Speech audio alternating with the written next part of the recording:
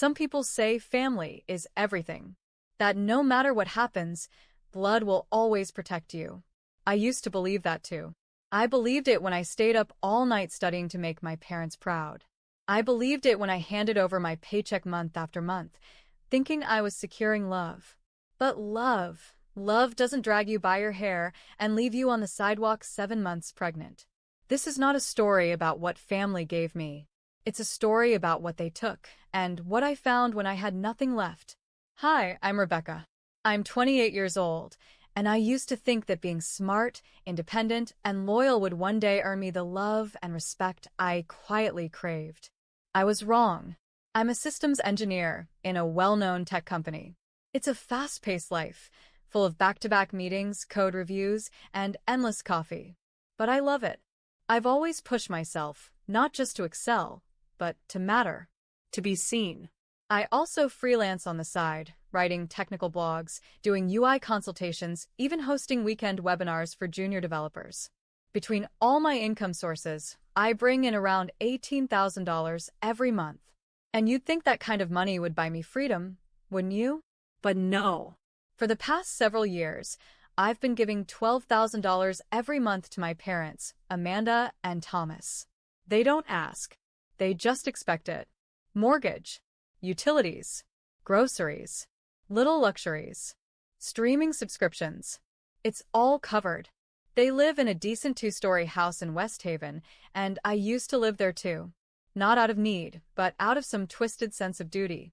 I thought maybe if I kept providing, they'd look at me the way they looked at Linda, my younger sister. Linda, she's always been the golden girl. Even when she dropped out of college. Even when she refused to work. Even when she brought shame to the family more than once. My mother still calls her my poor baby, while I, the one paying their bills, am often reduced to the other one. I never complained. Not out loud. Instead, I worked harder. I took double shifts, worked holidays, skipped vacations. I earned certifications they never asked about. And I paid for a roof they never thanked me for. I thought that maybe, just maybe, if I kept showing them I was worth something, they'd love me the same way they loved her. But that love never came. And then one day, during a project kickoff call that was already 2 hours behind schedule, I met someone who looked at me like I was more than enough. Jackson. He was the new project manager brought in from another division. Calm under pressure. Sharp, articulate, and surprisingly funny. He didn't just delegate, he noticed. When I made a clever code suggestion, he praised it in front of the team. When I worked late on documentation, he stayed behind to help. And when I forgot to eat, he'd slide a protein bar across the desk with a smile. Jackson saw me, not as the other daughter. Not as a money machine, but as Rebecca. Jackson and I started spending more time together, both inside and outside of work. At first, it was all project meetings and post-sprint dinners. Then it became casual lunches, weekend hikes, late-night phone calls where we didn't talk about work at all. He wasn't just kind, he was consistent. He remembered little things, how I liked my coffee, that I hated surprise calls, that I sometimes zoned out when I was stressed. For the first time in my life, I didn't feel like I was performing to be liked.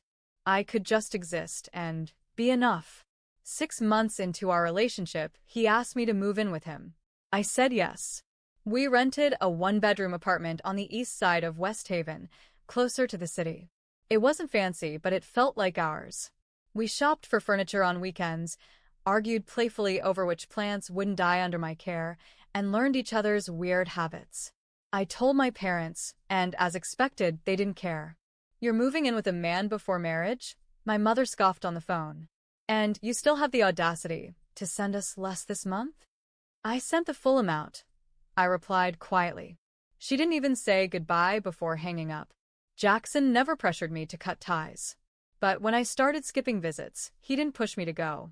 You don't owe anyone your peace, he once said, and I held on to those words like a lifeline. A year into our life together, he proposed. He didn't do it with candles or flash mobs, just a quiet night at home, our takeout containers between us, and a ring hidden under a napkin. I cried before I even saw it. We got married in a civil ceremony with a few close friends. Jackson offered to reach out to my parents. I told him not to bother. They hadn't even congratulated me when I told them we were engaged. Just another cold. We hope you know what you're doing. And yet, I kept sending the $12,000. It's strange how guilt clings harder than love. Our married life was peaceful. For a few months, everything felt soft, safe. We built routines, shared dreams, and even began thinking about starting a family. Then one rainy Friday, I felt different. Not sick, not tired, just different. A week later, 2 pink lines confirmed it. I was pregnant. Jackson was ecstatic. He picked me up and spun me around, nearly tripping over the coffee table. He kissed my forehead and whispered, "We're going to be great at this." And for a while, I believed it. But the happiness was short-lived. 2 weeks later, Jackson got the call. He was being sent to Canada on an urgent long-term assignment. We stayed up most of the night, going back and forth. He didn't want to leave me alone, especially now. I told him I'd be fine, but we both knew I was lying. "I don't want you to be by yourself," he said, placing his hand gently on my stomach. "Promise me you'll go stay with your parents. I'll be back before the baby's here." I hesitated.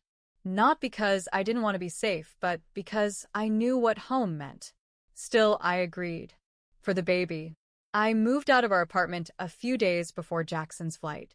Packing felt heavier than usual, not just because of the boxes, but because of everything I was dragging back with me. Old memories. Old wounds.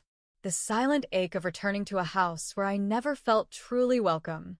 Jackson kissed my forehead at the airport.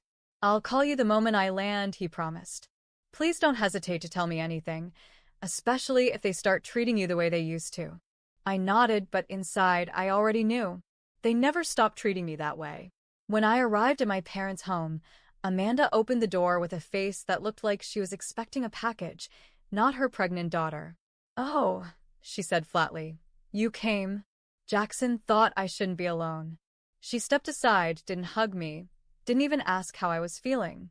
My father, Thomas, gave a small nod from the sofa, barely glancing up from the news. "I'll stay in my old room," I said. Amanda crossed her arms. "Linda might be back soon. We haven't decided where she'll sleep." "But she's married," I said, confused. She didn't respond. Instead, she walked into the kitchen like the conversation didn't matter. They only allowed me to stay because I reminded them, politely of course, that I was still sending them $12,000 every month. Amanda's tone shifted then, just slightly. "Well, in that case, we'll figure something out." And so began my time back in that house. I was 2 months pregnant then. The plan was to stay for a few months, just until Jackson came back or until we found another apartment I could safely manage alone. But within 3 weeks, everything began to fall apart. Linda came back. No warning, no explanation. Just bags, perfume, and that same entitled air she always carried like a crown. Her husband was too controlling, she said. She needed space. Our parents nodded like she'd announced the weather. Then she looked at me, at my belly, and smirked. "Didn't waste any time, huh?" I didn't reply. The next morning, Linda announced she was pregnant too. I didn't believe her. Something about her tone, her eyes, it felt off. But Amanda cried tears of joy, hugged her, started planning a nursery. For her, not for me. I had to share a room with boxes in the hallway while Linda took mine. I protested, quietly. Amanda snapped. "You're grown. You'll be fine. Linda needs comfort right now." Every day, the tension built. Linda would nitpick how I walked, what I ate, how I breathed. If I rested too long, she'd say I was lazy. If I worked on my laptop, she'd say I was acting like I was better than everyone else. Every fight ended with Amanda taking her side. Thomas would just sit there, staring at the TV like the volume wasn't full of anger. I called Jackson often, trying to stay strong. "I miss you," I'd whisper through tears. "I miss you more," he'd say. "Just a few more months, Rebecca. Then we'll be together in our own place. Just you, me, and the baby." I held on to that promise like it was air, because every day in that house, it felt like I was suffocating a little more. By the time I entered my 7th month of pregnancy, The house felt less like shelter and more like a storm cloud I couldn't escape. My belly had grown. My feet ached. Sleep came in fragments. But what truly exhausted me was the constant battle for space, peace, and dignity. Linda's fake pregnancy became the centerpiece of every conversation. Amanda pampered her endlessly, herbal teas, special cushions, prenatal vitamins, the works. They hadn't even asked me how I was feeling. One afternoon, Linda was sprawled across the couch, loudly watching a reality show, when I walked past holding my lower back. She looked up. "You're waddling like a penguin," she said, laughing. I ignored her. "Oh, right," she added. "You think you're the only pregnant one around here." I turned to her and said calmly, "Because I actually am." Amanda overheard and stormed into the room. "What are you trying to say?" I didn't want to fight. I just wanted space. Rest. Safety. But they wouldn't let me have that. Jackson called almost every night. I try not to worry him, but I had to be honest. "They're making things worse," I told him. "I feel like I don't even matter." His voice, though halfway across the continent, wrapped around me like a shield. "I'll be home as soon as I can, Rebecca. I've already applied for early release from the assignment. Once I'm there, we'll get a new place, and this nightmare will end. I promise." I held my belly and whispered, "Did you hear that, baby? Daddy's coming." But fate didn't wait for him. It happened the next morning. I walked into the living room to find Amanda folding laundry on the coffee table, my maternity clothes tossed and wrinkled like rags. "These were cluttering the closet," she said coldly. I stepped forward. "Those were folded. In my room." Linda stood in the doorway with her arms crossed. "I told Mom I needed more space." She agreed. I clenched my fists. "This is my house, too. I pay for this house." Amanda's eyes narrowed. "You think money gives you rights? You think you're better than us just because you send a check every month." "I give $12,000 to this house," I said firmly. "Every month. And you treat me like I'm in the way." The room went still. Linda smirked. Thomas, as always, looked away. Then Amanda's face twisted into something unrecognizable. In one fast, brutal motion, she grabbed a wooden photo frame from the shelf and swung it at me. It hit my right shoulder, hard, enough to make me stumble back against the wall. I gasped, cradling my stomach. "Stop. I'm pregnant. Please don't." But Amanda wasn't done.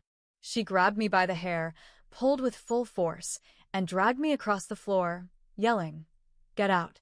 You've always acted like a queen in someone else's home." My body screamed in pain, but I wrapped my arms around my belly and begged her to stop. The front door flew open as she shoved me out and slammed it shut behind me. I collapsed on the porch, gasping for air, hair tangled, shoulder throbbing, and my hands instinctively protecting the one thing that still mattered, my baby. And then I heard a car door slam. Someone ran toward me. "Oh my God, Rebecca?" It was Olivia, our neighbor. I saw what she did. I saw everything. "Don't move. I'm taking you to the hospital." The drive to the hospital felt endless, though Olivia drove like her own life depended on it. I sat slumped in the passenger seat, trembling, one arm holding my bruised shoulder, the other still cradling my belly. The pain was sharp, but what terrified me more than anything else was the question that wouldn't leave my mind. Was my baby okay? Olivia kept glancing at me, her voice tight with worry. "Stay with me, Rebecca. We're almost there." I nodded, barely. Can you call my husband? His name is Jackson. He's in Canada. His number's in my phone." She grabbed my phone, unlocked it, and hit the number labeled my love. I couldn't hear what he was saying on the other end, but Olivia's words came fast. "Jackson, this is Olivia. I'm your wife's neighbor. She's been assaulted." "Yes, by her mother. I'm taking her to the ER now. Please, come as soon as you can." She paused, then nodded. "Okay. Yes. I'll stay with her. Don't worry." When we reached the ER, nurses rushed toward the car and helped me into a wheelchair. The overhead lights, the antiseptic air, the beeping monitors, it all blurred together. In the exam room, a female doctor with soft eyes took my hand. "You're safe now, Rebecca. We'll take care of everything." They ran ultrasounds, checked my vitals, monitored the baby. After what felt like forever, she smiled gently. "The baby's heartbeat is strong. He's okay." I broke down sobbing. Olivia hugged me, gently, like someone who truly cared, unlike the family I was born into. "I've called security," she said softly. "They're documenting everything. And I'm not going anywhere until your husband gets here." True to her word, Olivia stayed with me all night. She brought me water, adjusted the blanket, talked to the doctors, even called Jackson again to update him on the situation. Jackson arrived a day and a half later, breathless, eyes red with worry. He rushed into the room and dropped his knees beside my bed. "Rebecca." He took my hand and kissed it. "I'm so sorry. I should have never let you go back there." I shook my head. "You didn't know. I didn't know." His voice cracked. "They could have killed you. They could have hurt our son." Then I said what had been bubbling up inside me since the moment Amanda hit me. "I want to press charges. I want justice." He didn't even blink. "We'll file everything. And I'm not leaving your side." The hospital's legal advocate helped us begin the process. Olivia agreed to testify as a witness. Security footage from nearby homes had already been shared with police, and the doctor's report clearly described the bruising, swelling, and the emotional trauma sustained during the attack. 2 days after I was admitted, I was released, with strict instructions to rest, stay stress-free, and avoid any stares or strain. Jackson took me straight to a hotel near the courthouse, and from there, we met with a legal team. Our lawyer filed charges for felony assault on a pregnant woman, domestic violence, reckless endangerment, complicity against Thomas and Linda. 2 days later, the police arrived at my parents' house. Amanda, Thomas, and Linda were arrested. Linda screamed. Amanda looked smug at first, until she realized we weren't bluffing. That this time, I wasn't crying and walking away. That I was fighting back. The court hearing was scheduled quickly, partially because of the severity of the assault, and partially due to the overwhelming evidence stacked against them. When we entered the courtroom, I was 8.5 months pregnant. My belly was heavy, but I walked tall, Jackson by my side and Olivia behind me, calm and steady like a guardian angel. Amanda, Thomas, and Linda were led in by officers. Amanda's jaw clenched like stone. Linda avoided my gaze. Thomas looked down, perhaps realizing too late that his silence was a betrayal all on its own. The judge didn't need much convincing. Olivia's eyewitness testimony was clear. The medical report left no doubts. The security footage captured me being dragged out of the house by my hair. And my own voice, shaking but firm on the stand, sealed their fate. I looked right at Amanda when I spoke. "I spent years giving you my money, my time, my loyalty. And all I ever wanted was to be treated like a daughter. You couldn't even do that when I was carrying your grandchild." A quiet silence settled across the room. The judge's words felt like a closing chapter in my soul. The verdict: Amanda, 5 years in state prison for felony assault and domestic violence against a pregnant woman. Alinda, 2 years for false testimony and complicity. Thomas, 18 months for failure to intervene and enabling abuse, plus a financial penalty. As they were led away, Amanda screamed. Linda cried. Thomas said nothing. I didn't feel triumph. I felt release. Less than 2 weeks later, my body began to contract early one December morning. Jackson rushed me to the hospital, this time with joy, not panic. The same nurses from last time welcomed me with smiles and encouragement. The pain was sharp, but it came with hope, not fear. At 2:12 p.m., on a snowy Wednesday, I gave birth to a beautiful, healthy baby boy. We named him Leo. Jackson held him first, then gently placed him on my chest. "He looks like you," he whispered. I stared at our son, his tiny fingers wrapping around my thumb, and felt a wave of something pure and infinite. Peace. Jackson didn't take us back to my parents' house, not even close. He had already arranged for a new apartment in a safe, quiet part of town. It had a nursery filled with soft yellows and grays, a rocking chair by the window, and sunlight that spilled onto the floor each morning. Olivia visited a week later. She brought homemade muffins, tiny socks for Leo, and a hug that didn't need words. I thanked her again, from the bottom of my heart. We didn't talk about the trial or the past. We just looked forward. A few weeks later, I found a letter in the mail. No return address, but I knew the handwriting. Amanda's. I didn't open it. I didn't need to. Some chapters are better left closed. Instead, I sat by the window, Leo asleep in my arms, and began writing him a letter of my own. Dear Leo, you saved me before you were even born. You gave me strength when I had none left. I promise you this. I will love you in every way I was not. Your life will never be about paying for anyone else's approval. You are enough. You always will be. I folded the letter, kissed his forehead, and watched as the wind gently nudged the curtain beside me. Outside, the spring breeze stirred petals across the sidewalk. Inside, I finally felt home. A full year had passed since that winter evening when I held Leo for the first time. Time had softened some memories, blurred others, but one thing had remained vivid: the sound of silence from the people who once called themselves my family. Amanda, Thomas, and Linda had been in prison for months now. From time to time, letters arrived in the mail, mostly from Amanda. They always came without return addresses, and I never opened them. I didn't need apologies written by someone who only felt sorry when the consequences finally arrived.